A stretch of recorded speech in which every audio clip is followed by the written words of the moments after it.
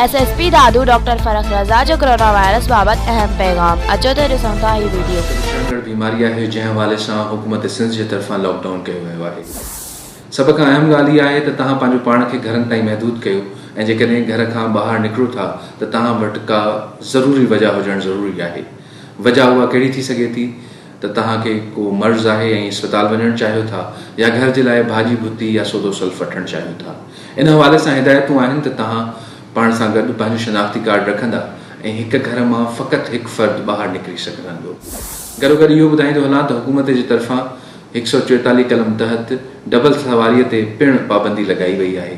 जेकॾहिं तव्हां मोटरसाइकिल ते निकिरो था पिया त फ़क़ति हिकु माण्हू मोटरसाइकिल ते सवारु हूंदो, हिक खां वधीक सवार न हूंदा। इहो ॾिसण में आयो आहे त ॿाहिरि मैदाननि में किथे किथे ॿार बि खेॾनि था। वालिदैन जी इहा ज़िमेदारी आहे त ॿारनि खे पंहिंजनि घरनि ताईं महदूद रखनि।